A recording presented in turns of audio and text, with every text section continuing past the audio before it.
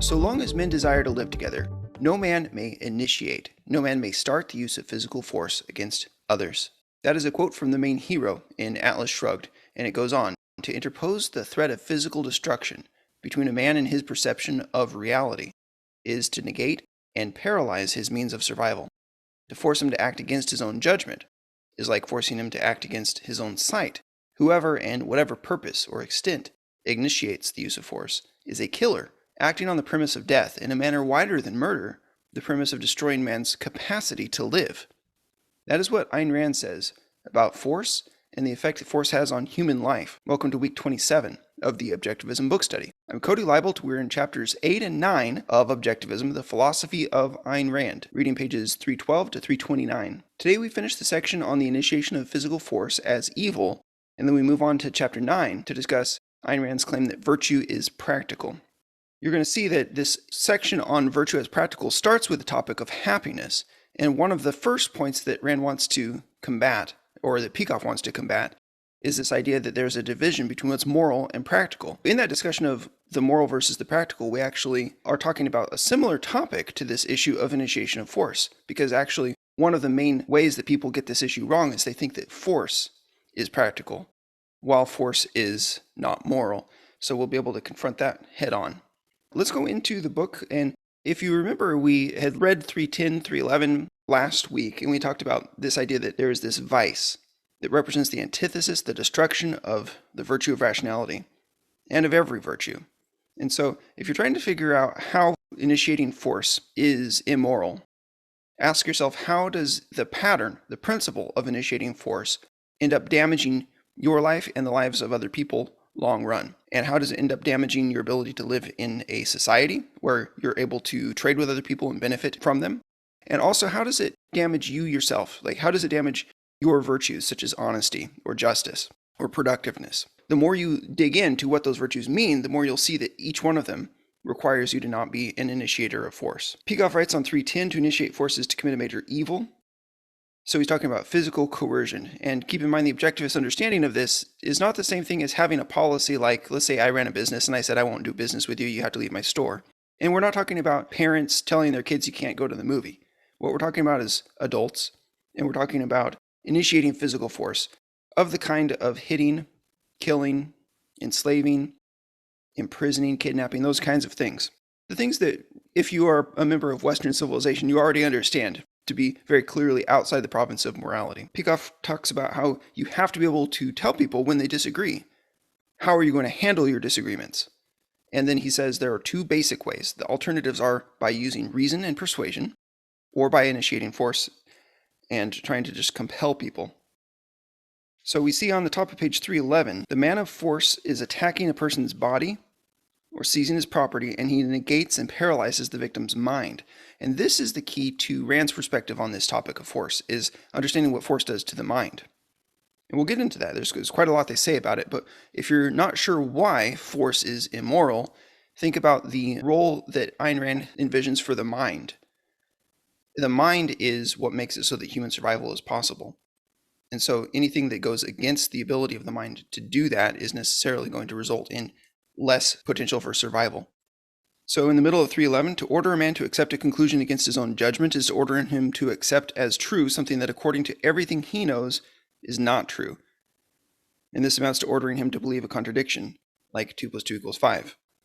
Bottom of that page, so it's impossible to make someone reach the cognition. Say, for example, you go up to steal something from somebody. Hey, that's mine now. Your money or your life. It's impossible to make them think that it really is yours. You're putting them in a metaphysically impossible position where they have to decide to ignore the facts about who owns it. They have to side with reality, or they have to side with your gun. And it's an impossible position. Peikoff writes, if and to the extent that someone's gun becomes a man's epistemological court of final appeal, replacing the law of identity, then the man cannot think. So there's no point now in thinking, what am I going to do with my money? It's no longer my money. It's been taken away from me. Peikoff writes, qua enslaved, he cannot perform the processes essential to human cognition. He cannot think. He can still smuggle into his life an element of secret thought if his captors leave him alone long enough, and if he does not try to express his thought in reality. But there's no ability for him to apply his mind to actual life on Earth. Go to the top of 313. Peikoff writes, now, an irrational man is different. An irrational man would function differently under the rule of force. A couple weeks back, I watched this film called The Death of Stalin, and all of the subordinates of Joseph Stalin, when he died, were in a position of trying to figure out, okay, who's going to be in power now? It was interesting because Stalin had been doing these purges where he had made lists and lists of people that he was going to kill because they were political dissidents or because they got on his nerves or whatever, and he had ultimate power, and he was becoming paranoid, and anybody that disagreed with him or that didn't laugh at his joke would be on his bad list. There's all these people that in the past had been on his bad list, and all of a sudden now he's dead, and all of the people that are vying for power now are thinking reality has just changed. They are immediately rewriting reality. They're pulling people out of the gulags or out of prison that had been hidden away from Stalin and saying, oh, well, they were a traitor to the Soviet state, but now they're not. And it's like they could just rewrite reality at the drop of a pin because reality was always made up. It was always a pretense. I wanted to chime in here because, Cody, we've been talking over the last week or so about this chapter. Top of 313 relates to what you just said about the Soviets there. The first full paragraph on 313 says, the brutes are left helpless, when they try to force men to think. They can kill him, but they cannot achieve what they desperately want, to start and direct a process of thought within their victim's mind. One of the challenges I had in understanding this whole chapter was it felt like a lot of the chapter deals with why force is so harmful to human life from the perspective of the victim. So I kind of went through the whole chapter and wrote P for perpetrator and V for victim. And it's mostly about the victim, starting 311, most of 312 and 313. And it's not until later, it's not until he's showing that force is against the human mental capacity. After he does that, explaining what it does to the victim, then he goes and shows what it does to the perpetrator. But he starts here on 313 saying, the Stalins of the world who try to get a country to run off of brute force, they can't get what they want.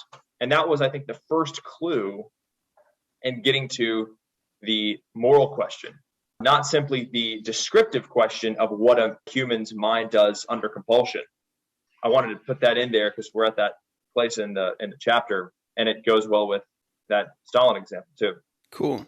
He's talking about this idea an irrational man functions differently under the rule of force. Through evasion and rationalization, he can comply mentally with just about any decree of others. He can bring himself to believe, in quotes, any contradiction he chooses, but this sort of inner state flows from the rejection of reason. And if you're familiar with the history of the Soviet Union, their economy was amazing. They basically made an entire economy into a slave state where they could tell anybody to do anything they wanted to. They could make anybody move to the city and work in whatever factory they wanted to. They had no shortage of labor. But the problem is there was no way to organize which resources were necessary. There was no way to quantify because they didn't have a pricing function because it was all just done by fiat. There was no pricing function where people could look and they could say, well, this is what this option would cost. This is what that option would cost. We'll go with the one that's most economical right now. We'll go with the law of supply and demand. And so the factories ended up working on a quota system where they had every incentive to just barely meet their quota each year, but not go further, because if they went further, then the standard would change on them next year. And so it just created this system of massive inefficiencies where, sure, they were able to drive their economy.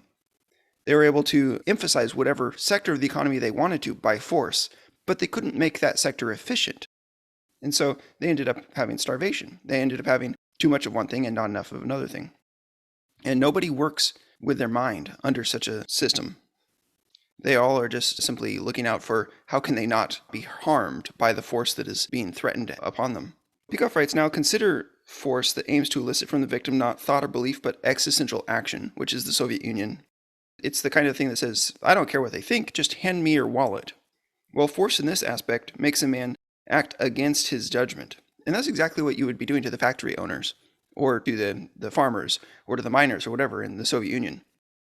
You'd be telling them, your judgment says that you need these inputs in order to create this output, and that this is how much you can make. But they're telling him, no, this is how much you're going to make, and these are going to be your inputs. It's like, well, you can't just say it. That doesn't make it true.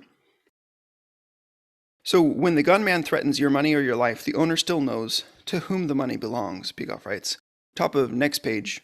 Physical force, to the extent that it is wielded or threatened, denies to its victim the power to act in accordance with his judgment.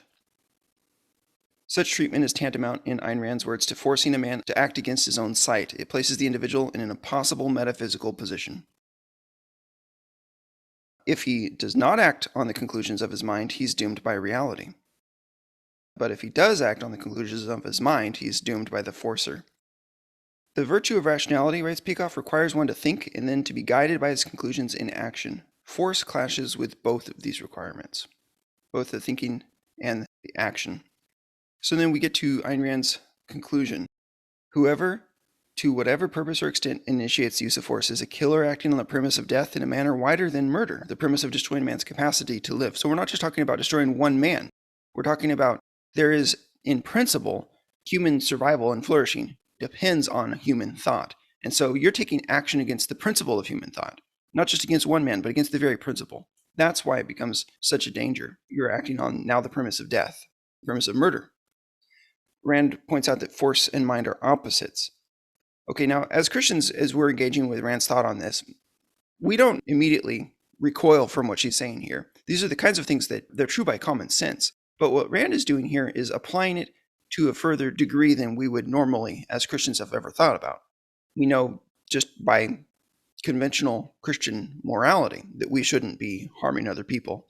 We have no reason to doubt that idea. But what Rand is going to do here is she's going to push the point. And she wants to point out that it doesn't apply only to interpersonal relationships, but rather it also applies to the purpose of the government. The government coming in and using force to maybe make a huge government project or something.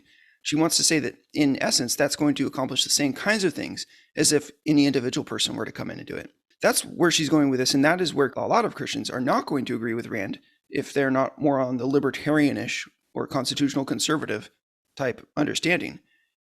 Welfare statist Christians are going to strongly disagree. But take a look, what's her argument? Force is the antithesis not only of the primary virtue, but of every virtue. The brute attacks in his victims every aspect of the moral life, while at the same time rejecting each in regard to his own life. In unleashing the process of force, he acts to nullify his victims' independence, while himself becoming a second-hander. So it harms both of them. So he's a second-hander whose concern is the conquest not of nature but of men. He seeks to prevent men from remaining loyal to rational principles. He seeks it not in the grounds of principle, but, as is true in every case of evil, without grounds. He seeks it through evasion and whim worship. He orders his victims, when he feels like it, to accept and pass on to others any lie he commands. And then Peikoff goes on, his method of dealing with men is to extract the unearned for the sake of benefiting the undeserving, whether himself or others. So he's operating on the principle of human sacrifice. On 315, we read, the brute stifles at the root the process on which survival depends, his own survival, the process of men acting to create material wealth. Now, this is true if you look at the workshop of history. You can see that wherever people have tried to rule others by brute force, those have become stagnant societies or impoverished societies. But you have to also understand why it's true in principle, why it would have to be. To understand that, you have to understand the role of the mind in production. So what would happen if you have a society based on enslaving others, killing or threatening? Then Rand says the race goes not to the ablest at production, but to those who are most ruthless at brutality. When force is the standard, the murderer wins over the pickpocket. And then that society vanishes in a spread of ruins and slaughter. And Rand's point here is that you're going to get that to the extent that you apply that principle. To the extent that you have welfare statism, you're going to have people acting mindlessly. You're going to have people's dreams being crushed, their prosperity being crushed. Can you have a little bit of a mix of freedom and slavery? You can for a while, but it's an unstable mixture. So whatever destroys virtues necessarily destroys values as well, in the long term, in principle. No good is achievable under any circumstances or for anyone by means of the initiation of force. That is long range. That is no human good. If you had some other understanding of what is good, then you could justify it perhaps, because some people would say that the standard of good is whatever's best for the sloths. And so let's exterminate humanity. Or the one right now is what's best for the environment. Just look at Michael O'Fallon's feed for evidence of that. Yes, Michael O'Fallon's Twitter feed is probably the number one source of information about what's going on in the world right now. It's more valuable to you than any news channel. Yeah, the ESG trend that we have, environmental, social, governance scores that are turning our investment companies and our corporations into servants of the environment, whatever that means. It's eco-fascism. So Peikoff writes, force and value are opposites. Think about the relationship between value and the mind. Think about the relationship between force and the mind. If force is incompatible with the mind, then it's also incompatible with values, is his point here. Just an example of that would be, imagine if you were to kidnap someone, like let's say a man kidnapped a woman and said, I want you to fall in love with me. You can't force somebody to fall in love with you. You have to have choice for there to be value.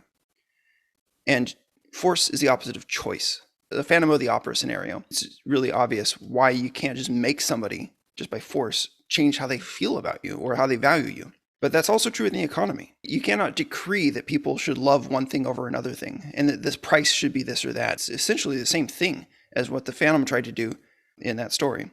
Peikoff says, no result of the initiation of force can qualify as good. It is not good in relation to the victim.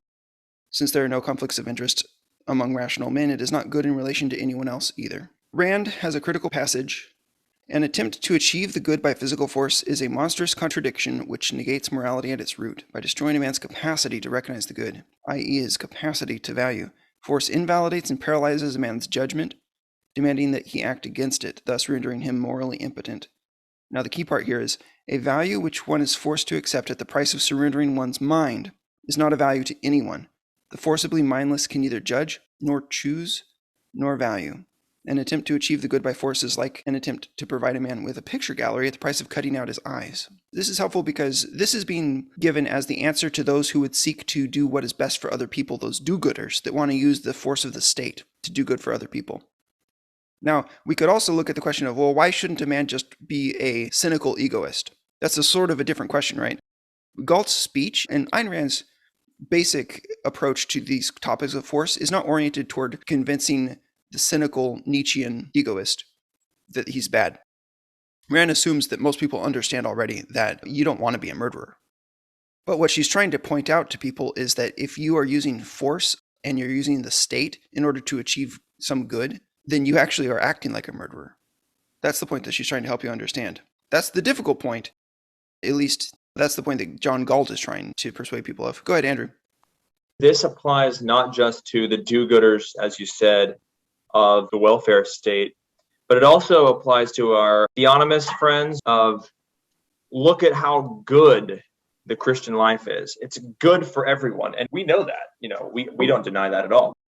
This idea that we can mandate certain things, suppress religions that are heretical, and that would somehow lead to a just and good society. It applies to them as well. It's not just the welfare state advocates there. There are major problems with the theonomic theorists. We have a comment from Jennifer, and she's saying the present day theme in my mind is the entire time of reading this has to do with the COVID shots, and not so much with the government coercion, but the people who advocated physical force to hold people down and force the COVID shots into them. How did our society get to that point? That's the logical implication of the collectivist viewpoint, is that whatever the collective mind has concluded, the collective has the ability to impose on other people. It violates all standards of ethics. I would say this idea of trying to force values on other people, this applies in your personal life. It also applies society-wide in government. There are some places where this idea of you can't use force to give somebody what's best for them clearly doesn't apply. Say you're a parent.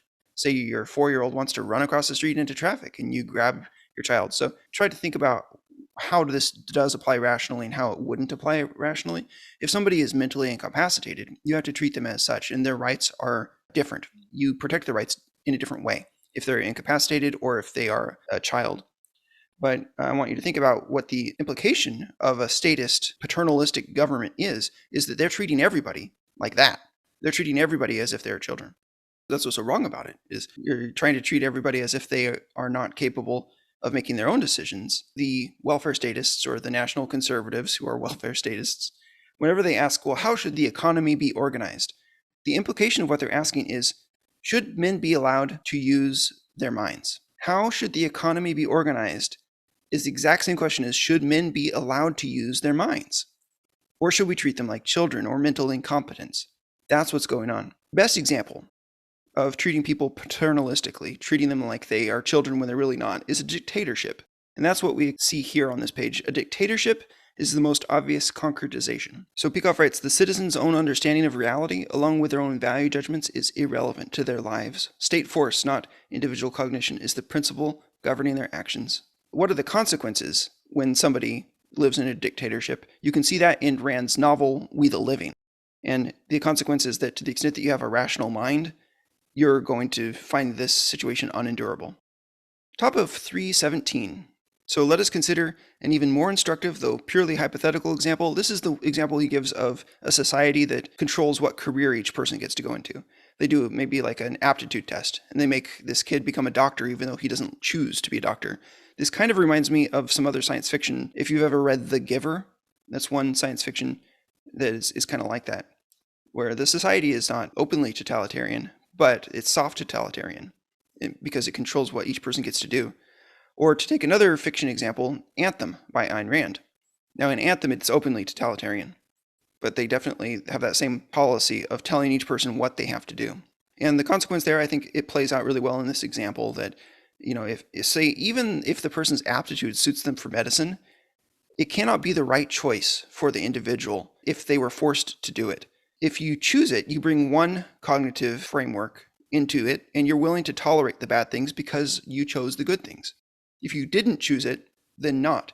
Now, this is interesting because the intrinsicist view on value is that something is either good or bad, and that your mind doesn't really play a role in making it good or bad. The intrinsicist would say, oh, no, that's subjectivism if you really think that your mind is what makes it good or bad.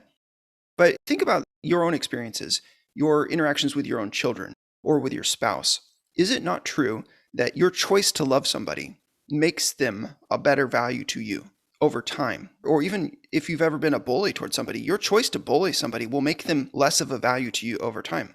I mean, that's what happened to the Nazis. That's why they treated the Jews the way they did. They got into this spiral of bullying. It makes it so that you hate the person more and more because of your own past actions. Your disposition toward other people is going to be based on the choices that you've made in the past. Likewise, your disposition toward a career. Bottom of this page, can you think of a better recipe for manufacturing hatred of a career than making somebody be a doctor? I mean, it's terrifying. It could be a pretty gruesome career. Only do that kind of job if you choose it. We have a comment from Jennifer. Gattaca, only people who meet certain criteria can be professionals and have unique opportunities. And then Ethan Hawke's character defeats the system. That's a really interesting story. I recommend that movie. I saw one other comment. This was from Andrew. He pointed out that that quote earlier was actually not Galt's speech. It was from Capitalism, the Unknown Ideal. That quote about providing somebody a picture gallery by cutting out their eyes. One of the points that I think is very strong here is if you're considering this idea of being a cynical egoist, Nietzschean egoist, and you read this thing about forcing the boy to become a doctor. Now imagine, would you want to be treated by that doctor? The doctor that hates his own career? What kind of person makes it to the top in a system like that? It's not the person who has self-respect. It's a dangerous thing to be under the scalpel of a surgeon that doesn't have self-respect. We need people in our lives who are not chattel slaves. Clearly a totalitarian dictatorship or a warlord society where everybody does what they need to do because the person above them is pointing a gun at them. That's not favorable to most people, to 99.9% of the people in society, because they've all got guns pointed at them. But even the person at the top, he is in a precarious position too, because every one of those people could easily turn on him any moment. And every one of those people has a reason to want to turn on him. Who wants to be surrounded by chattel slaves? Who wants to have to be treated medically by chattel slaves? Who wants chattel slaves to be in charge of building the highways, creating your cars, and doing everything that you need in your life, making your food? So we don't need slaves. In fact, we need to not have slaves. Top of 318, value like truth is contextual. Neither one can be divorced from a mind's knowledge and judgment. Whatever the force wielders decree, it is wrong. It becomes wrong just by the fact that it has been decreed. What the initiation of force can achieve is only the negative: frustration, resentment, despair, passivity, non-motivation, non-evaluation, non-thought, along with the bloody existential results that ultimately flow from such negatives. The evil is the initiation of physical force. There's only one way, and that would be to direct force against somebody's body or against somebody's property. And Peikoff makes a point here that when he's talking about force, he doesn't mean convincing somebody to buy something. We're not talking about TV advertising when we talk about force. We're not talking about, hey, come and buy this. It's a good deal. Because keep in mind, in those situations, the person has the ability to use their reasoning mind. We're talking about situations where you completely deny somebody the ability to use their reasoning mind. So we're not talking about employee-employer relationships. You can walk away. At least in a free society, you can walk away. Coercion is not coextensive with frustration caused by others. It pertains only to those frustrations that men cause by invoking the methods of brutality. Now, he wants to distinguish between force and violence. This is a minor point here, but violence would mean force that is particularly swift, intense, rough, accompanied by fury. But that's not the moral key here. And you notice in our society, we have a lot of propaganda against violence, but not a lot of propaganda against force. And I think the reason is because people just haven't thought through very clearly the difference between those two things. He points out that you could be a bureaucrat and you could have the guns quietly in a different room, and you could have force as a threat. Sort of like when you pay your income taxes. There is a threat that someone's going to show up and knock at your door with a gun in their hand. There's a threat that your bank accounts are going to be freezed. But it's always out of sight. I mean, in our paychecks, we have money taken out of them before we ever even see it in our paycheck because of the way employers' tax works. It's all decorous, but it's brutality in the end. Bottom of that page, an example of the indirect use of force would be the gaining of someone's property by fraud. Any consent the owner has expressed would be nullified. And we could talk about what constitutes fraud. There's a huge amount of potential for what could be fraud. On the most obvious would be standing on somebody's property and seizing it because you're in the middle of a business deal and all of a sudden you're just holding on to their property. But there are other examples too, like for example, copying somebody's intellectual work. And we could explain all of that. But the overall point is that any action of fraud amounts to imposing physical force on somebody's property.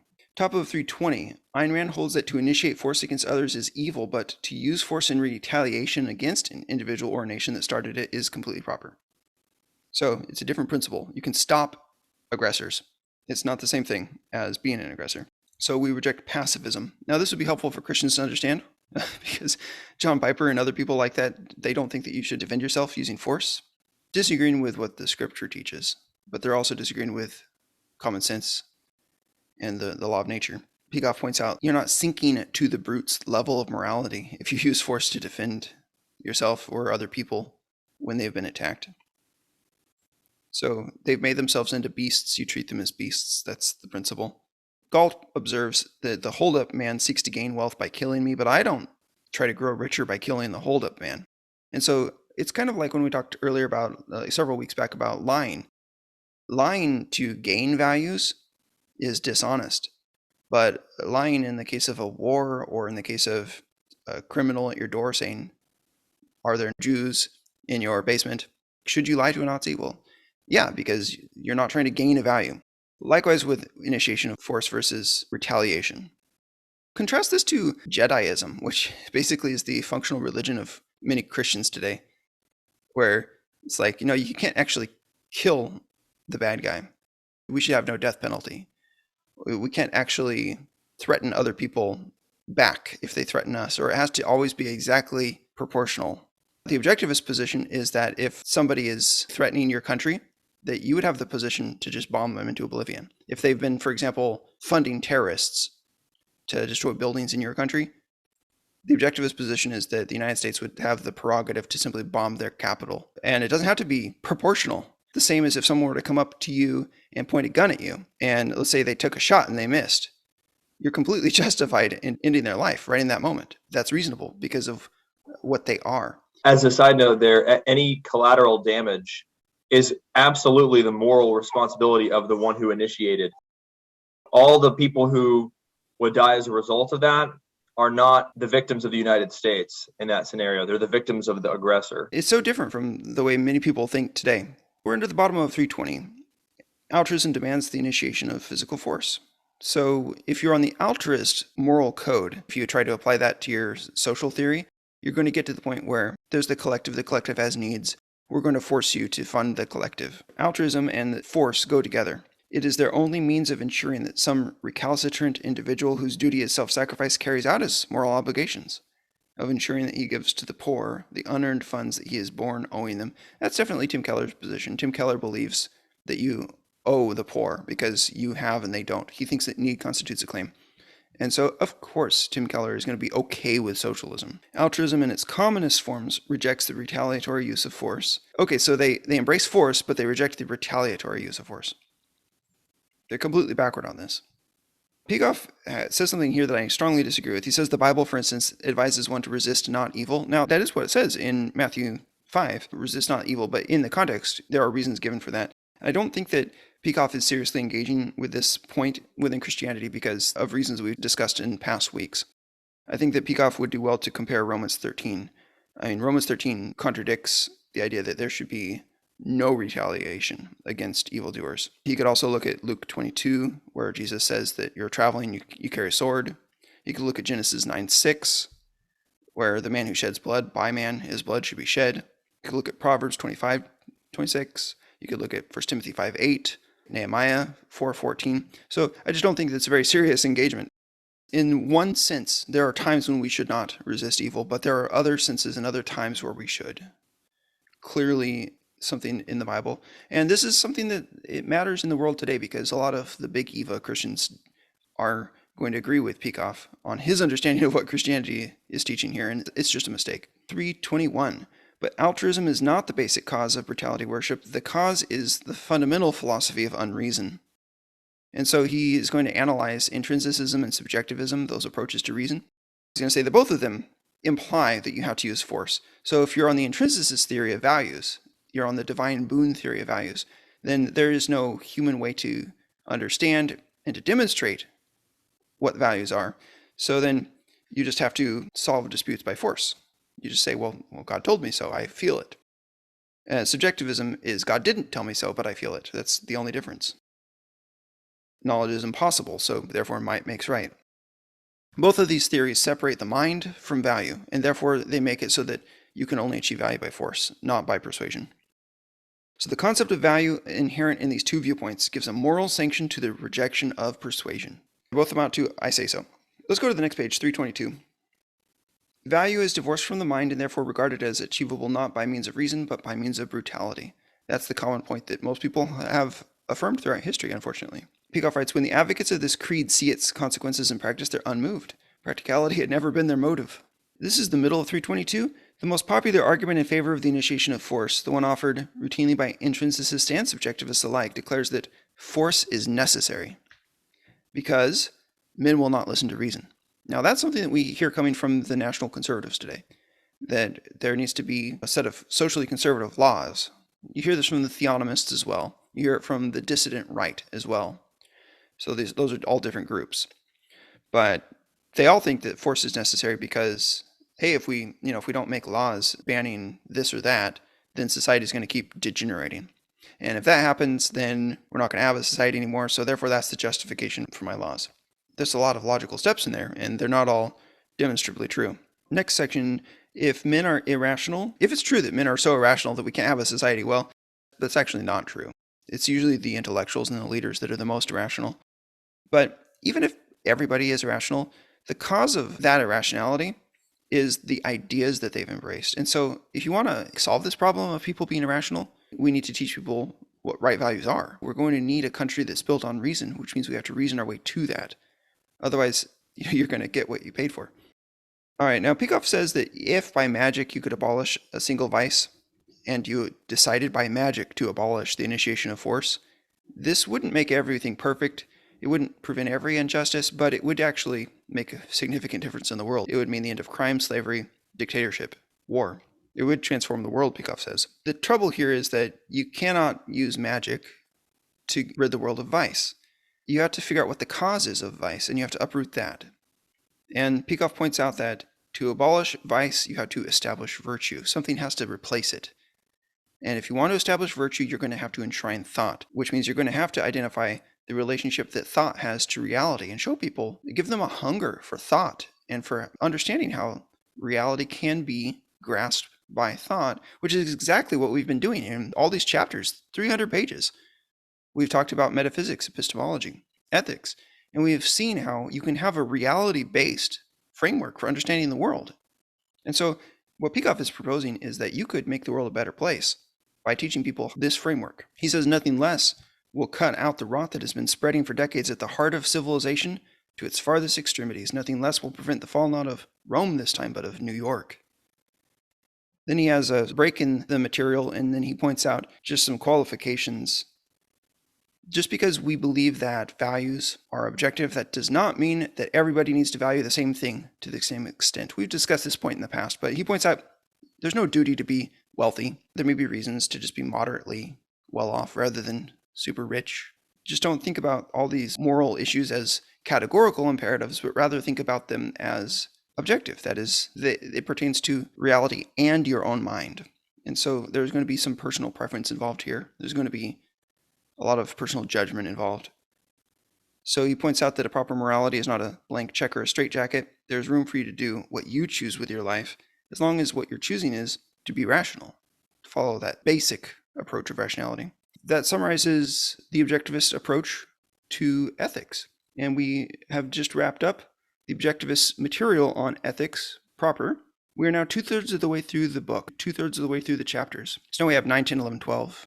Congratulations, you now understand the objectivist ethics. We're just going to do a little bit of discussion into this next chapter on happiness, just because of where we are in the pages. It made sense, but also I think that it's useful because it ties directly back into what we just read. So let's go on, chapter 9, happiness. Now, I wanted to read you a quote from Timothy Keller. I want you to understand just how impoverished pastors and churches are on the topic of happiness. You may have heard something very much like this from your pastor. Timothy Keller says, happiness is perishable pleasure in a blessing. Joy is an imperishable pleasure in the blesser. All right, so he says happiness is short-term. And I've heard this before from pastors. I've heard them say, yeah, happiness is based on what's happening, whereas joy is eternal. Joy is when you believe in God, and therefore you believe that everything's going to work out for you in the end, and you have that long-term sense of pleasure, long-term positive emotion. That's joy. Now, you can see some basis for this in some of the Bible. Paul talks about joy even when he's in prison. And so I can see why pastors sort of inferred that joy is this different thing from happiness, that happiness is more temporary. And I think etymologically, they might have just made this logical jump that said happiness is based on happening. I don't even know if that's true etymologically, but they made the jump. Historically, I don't think that this is an attested distinction, that happiness is short-term and that joy is long-term. And it's funny because Rand actually defines the one in terms of the other in the reverse way that most pastors would. She would say that happiness is a state of non-contradictory joy. And so joy would just be the basic idea, an emotion of pleasure. And then happiness would be when you have achieved this sort of outlook on life where you are constantly having some joy in existence. I was going to say that this is where objectivism is probably the most in line with historical philosophy. It is. If you think about Aristotle and his concept of eudaimonia, sometimes translated happiness or flourishing, yes. Aristotle taught that a child can't be happy. They can kind of be in a good mood and cheerful, but they can't be happy because happiness requires knowing that you have committed yourself to virtue for a long time. It's funny when Cody, I did a good old search through the King James Bible, and a lot of the words that I have in my ESV that say blessed, King James says happy. Happy is the man who does this. And of course, that blessedness that comes from following God long term can't be temporary. It can't be just, right. I helped a little old lady across the street and I feel happy. That's not what the Bible is talking about. I'm glad that you brought up Aristotle. I think Aristotle at one point even said, you can't even say that a man was happy until he has died, because you have to be able to look at the whole of his life. We're okay. We're using the term happiness or joy basically as synonyms. And just, it's so funny how preacher memes sort of dominate in our Christian way of thinking. The preacher memes are not usually that helpful. Happiness is the fruit of the moral code that we've just been finishing looking at, the fruit of the virtues. It's the moral man's reward. His reward is life, but the way he experiences the reward is happiness. It's the emotion of experiencing value. So happiness is the good man's experience of life. The achievement of this experience is the only moral purpose of one's life. Now remember, we distinguish between the standard of value and then the purpose of value. The standard would be the life of man as a rational being. The purpose is your own life, your own happiness, your own experience of your own life. Peikoff writes, today when men associate morality with pain, it is advisable to begin by analyzing the relationship between virtue and the trait that men call practicality. We get into this discussion of the practical and the moral, which is interesting because you would think that he could have put this a little earlier since it's sort of an ethical idea. It pertains to happiness, so I think it is suitable that it's here. One of the most common misunderstandings about this divide between the moral and the practical is people think that you could steal and that stealing would be practical, but not moral. You could kill in order to achieve some value, but that would be practical but not moral. So if you have a mistaken understanding of a hierarchically earlier concept like force, then you can see why it creates later down in the hierarchy additional misunderstandings that are built on it. As we've seen in almost all of the issues that objectivism discusses, you just untwist things and it becomes simpler. So we look at the top of 326, virtue as practical. And I mean, we've discussed this before. Like, this is not new. Everything about virtue in objectivism is oriented toward what is necessary for flourishing. So of course it's practical. The practical is that which reaches or fosters a desired result. Okay. Now, a moral code, Peikoff says, could either be practical or impractical. There could be something like a moral code like altruism that is just impractical by definition.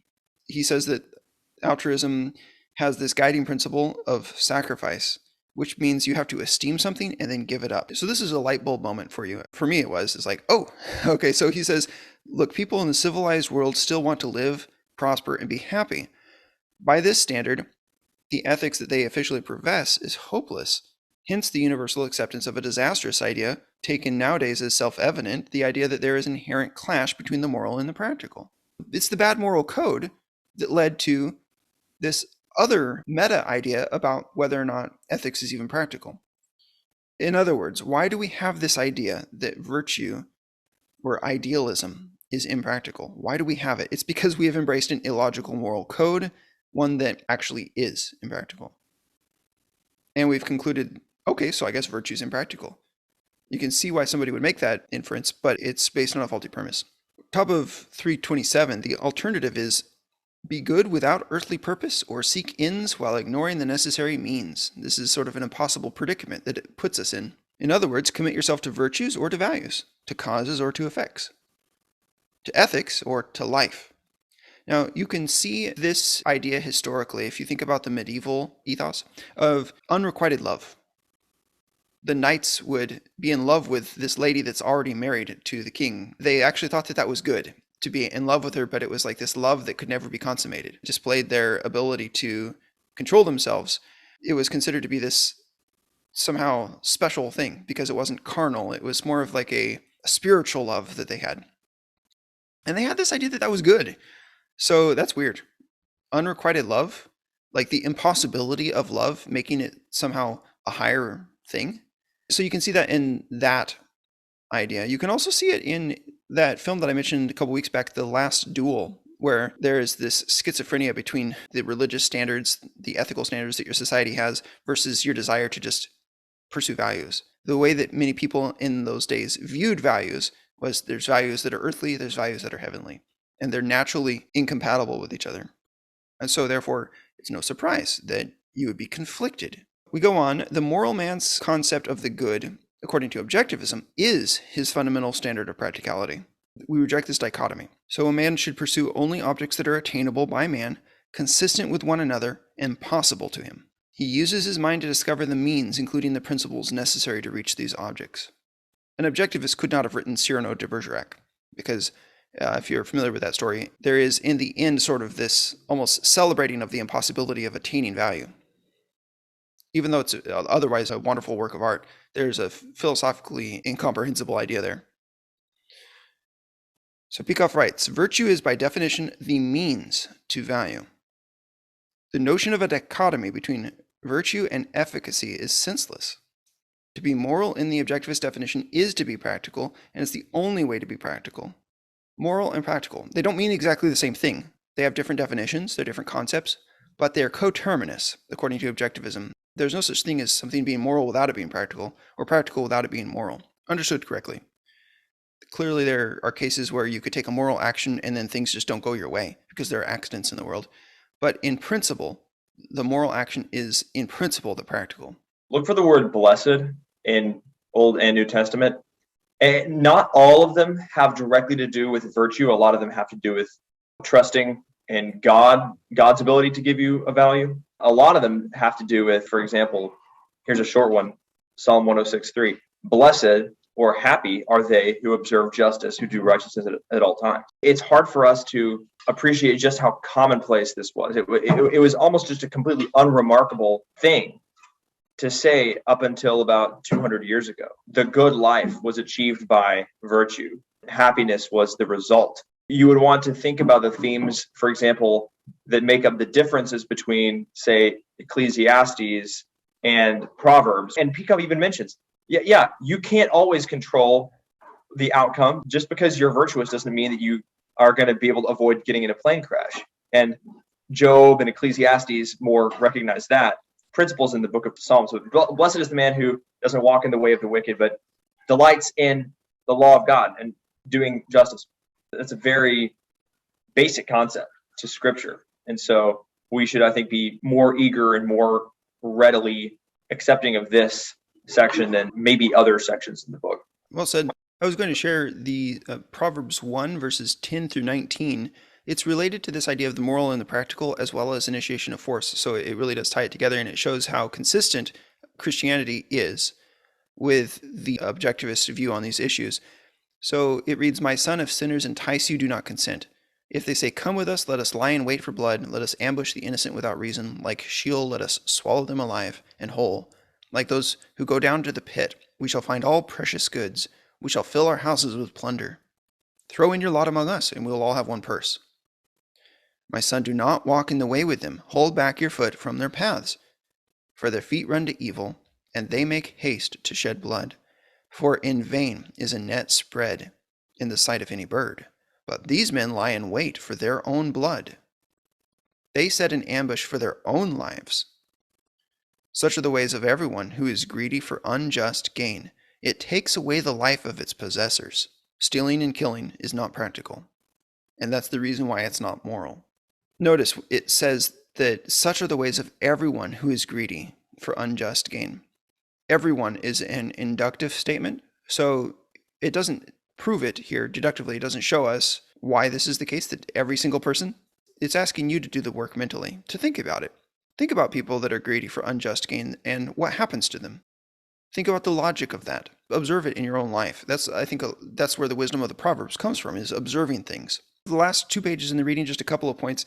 Peikoff incorrectly says there's no cosmic overseer. That's on 328.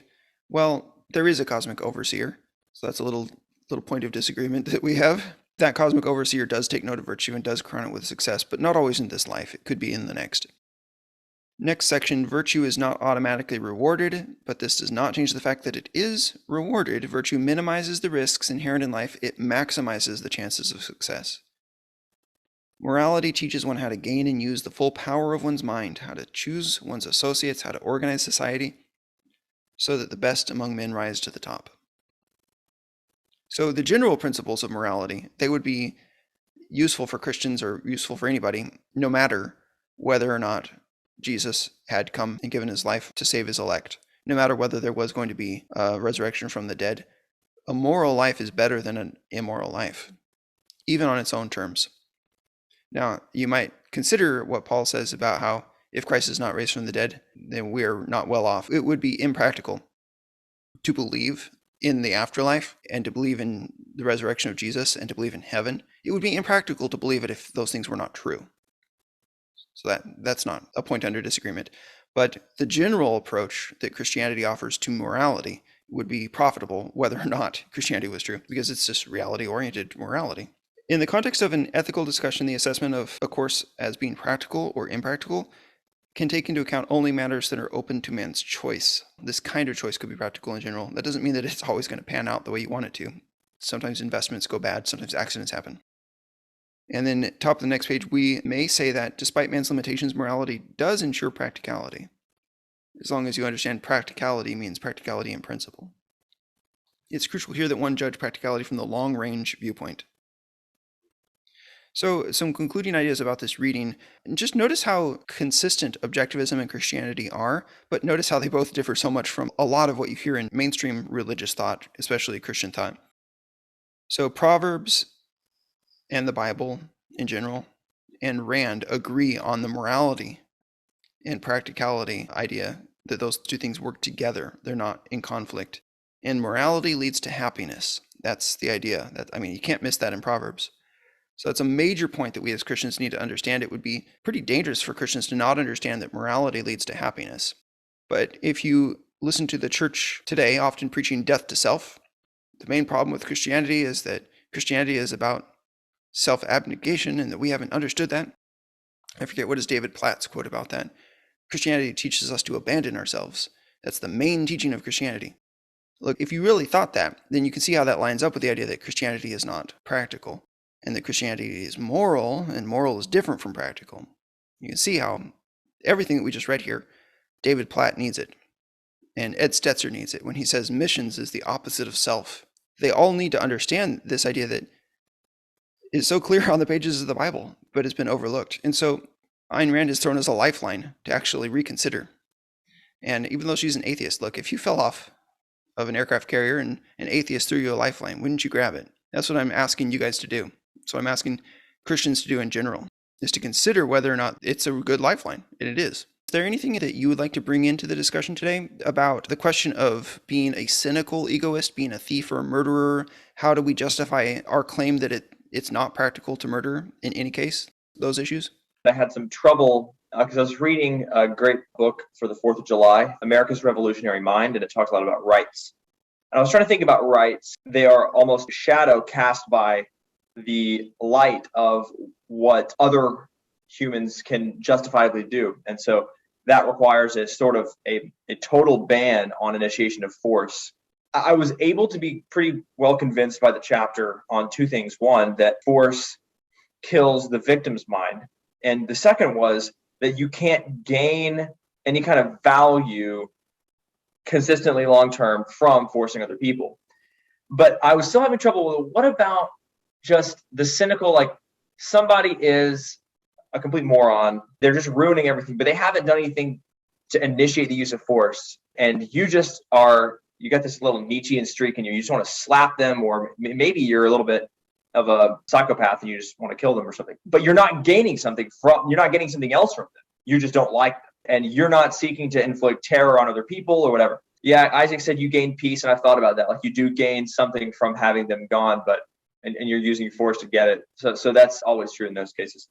That's a good point. One thing that he says here is that the man of force abandons the concept of desert, of deserving. I realized, oh my gosh, I was totally ignoring the hierarchy of values that have to be built up. You don't just look at a concept in midair. This is something that Leonard Peikoff talks about. You don't just look at a concept in midair. You say, no, what other concepts are more fundamental than that? The concept of justice.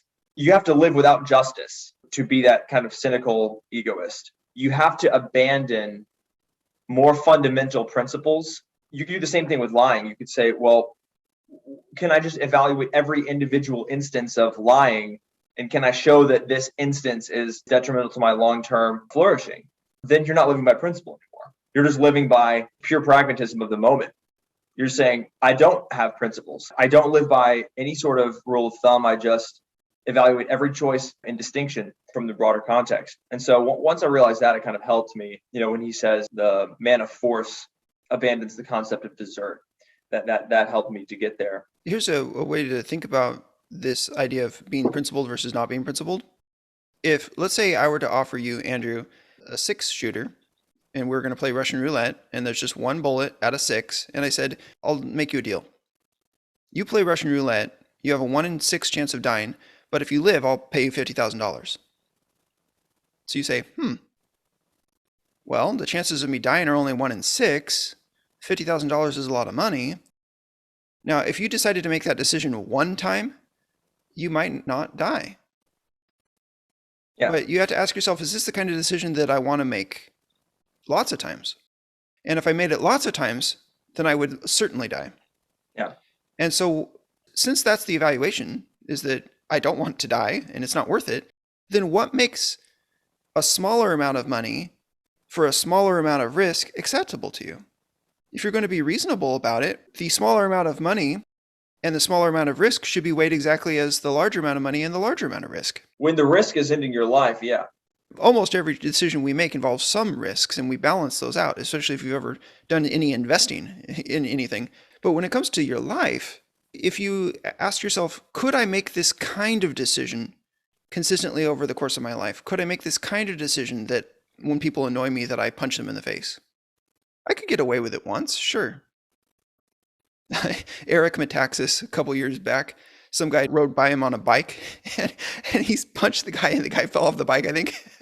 And then Eric Metaxas runs away from the guy. And it's hilarious because it's like, he just snapped. He's a conservative and the guy was yelling some liberal slogan at him. Just like, Eric, you can't do that. You did it one time and you probably aren't going to get sued over it, but you can't live a life like that kind of person. There's going to be consequences that you cannot foresee. What you can foresee is that there are going to be consequences that you can't foresee. I wondered about if Ayn Rand had been asked this question after writing Atlas Shrugged, looking back at the Fountainhead, or if you asked Peikoff this question when he was writing Opar, what would they say about Rourke bombing the Cortlandt apartment? Oh, that's a case of not initiating force. He had a contract that said that it would be built only on the terms, and they ignored the contract. Now, it's a legal dispute whether or not he did something illegal. But on the moral analysis, it was totally within his rights to destroy it because they violated the contract.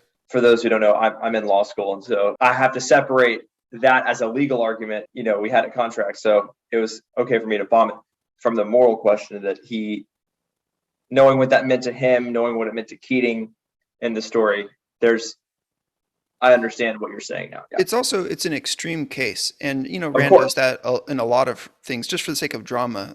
Like the relationship that Rourke has with Dominique, especially at the beginning of it, is also a case where she's definitely, for the sake of drama, she's pressing your level of tolerance for rethinking things.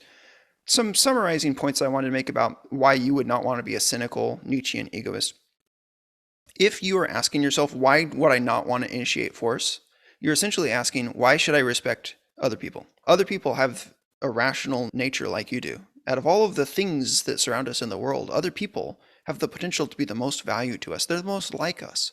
So you're saying, why should I respect these other creatures that have the same rational nature that I have, these other human beings? Why shouldn't I just murder them or be a parasite on them? They're essentially like me. They have the potential to help me by inventing new technologies and making the world more rich. But why would I want to live in a civilized society? Why would I want to live on the principles of reason? Why would I want to live up to my human capacities? Instead, I could just live in a barbaric society that's based on the principle of force, where I kill for a little while and then eventually someone kills me. Why wouldn't I just want that instead? If you play it out, you realize your choices are barbarism or civilization, or isolation, of course. The value of civilization is huge. I think we should not overlook that, and we shouldn't just think, oh, well, it's just ends justify the means. This is a consequentialist argument. No. I mean, you're asking yourself, what kind of life do you want to have? That's a moral question. A couple of sections from Galt's speech that are particularly useful to wrap up this idea. So one is his discussion of honesty. It's a paragraph. He says, honesty is the recognition of the fact that the unreal is unreal and can have no value, that neither love nor fame nor cash is a value if obtained by fraud. That an attempt to gain a value by deceiving the minds of others is an act of raising your victims to a position higher than reality, where you become a pawn of their blindness, a slave of their non-thinking and their evasions, while their intelligence, their rationality, their perceptiveness become the enemies that you have to dread and flee. That you do not care to live as a dependent, least of all as a dependent on the stupidity of others, or as a fool whose source of values is the fools he succeeds in fooling. That honesty is not a social duty, not a sacrifice for the sake of others, but a most profoundly selfish virtue that a man can practice. His refusal to sacrifice the reality of his own existence to the deluded consciousness of others. I mean, if you really don't think that other people's intelligence, rationality, perceptiveness is potentially of value to you, then you're not being reality-oriented. Those things are a huge potential value. And so why would you want to live a life that, on principle, turns those things into threats? That's what you do when you become a thief or when you become a criminal. So this is John Galt's approach, his ethic for life. He says, just as I support my life, neither by robbery nor alms, but by my own effort, so I do not seek to derive my happiness from the injury or the favor of others, but I earn it by my own achievement. Just as I do not consider the pleasure of others as the goal of my life, so I do not consider my pleasure as the goal of the lives of others. You can see it's irrational to apply a different standard to yourself and to other people. So if you embrace rationality as a standard, and if you've come to the conclusion that your own happiness is your own life's purpose, that's proper for you. That's the way that a human being ought to live, is to seek his own happiness. Well, then who are you to go and tell somebody else, your job in life is to seek my happiness? It's inconsistent. That's one of the reasons why it doesn't comport with virtue. John Galt goes on and he says, just as there are no contradictions in my values and no conflicts among my desires, so there are no victims and no conflicts of interest among rational men who do not desire the unearned and do not view one another with a cannibal's lust, men who neither make sacrifice nor accept them. And so he goes on and he explains the symbol of all relationships among such men, the moral symbol of respect for human beings is, you guys remember what it is? It is The traitor. The traitor. He deals with people as a traitor, trading value for value. And there's this section here in his speech that I read at the intro about why you should not impose force. And then he goes on and he says, do not open your mouth to tell me that your mind has convinced you of your right to force my mind. Force and mind are opposites. Morality ends where a gun begins. When you declare that men are irrational animals and propose to treat them as such, you define thereby your character and can no longer claim the sanction of reason, as no advocate of contradictions can claim it. There can be no right to destroy the source of rights, the only means of judging right and wrong, the mind. To force a man to drop his mind and accept your will as a substitute with a gun in place of a syllogism, with terror in place of proof, and death as the final argument is an attempt to exist in defiance of reality. Reality demands of man that he act for his own rational interest. Your gun demands of him that he act against it. Reality threatens man with death if he does not act on his rational judgment. You threaten him with death if he does. You place him into a world where the price of his life is the surrender of all the virtues required by life. And death, by a process of gradual destruction, is all that you and your system will achieve when death is made to be the ruling power, the winning argument in a society of men. So that's Galt's argument for why those who are initiating force against him are so evil that he is justified in doing this strike, that he's justified in withdrawing from society, because what they're doing to him is so wrong. He's explaining the immorality of force, the impossible metaphysical contradiction that this statist regime puts on his life. That's a justification for why we should not accept the initiation of force. That's a justification for why we should not be men who live by force. Just as Jesus said, if you live by the sword, you will die by the sword. It's been in the Bible the whole time. And in the coming sections, we'll continue discussing happiness, and then we're going to get on to the theory of government and then the theory of what capitalism is. And we'll see how this plays out in terms of the concept of individual rights and the relationship between rights and force. But this is all the hierarchical foundation for that. It's going to be revolutionary. It's going to be necessary for Christians to understand these things. And so this is what we've been working toward, a vision not just for the moral life as an individual, but as a society. This is what the church needs, is a recognition of the immorality of initiating force, a recognition of individual rights. This is something that the church is not consistently teaching today. And this is why it is my life purpose to help Christians understand this lifeline that Ayn Rand has thrown to us philosophically. We are adrift today. We don't know if there's any chance of salvaging the United States of America, or even the church in America. We don't know. But we need to work toward it. We don't know the power of true ideas.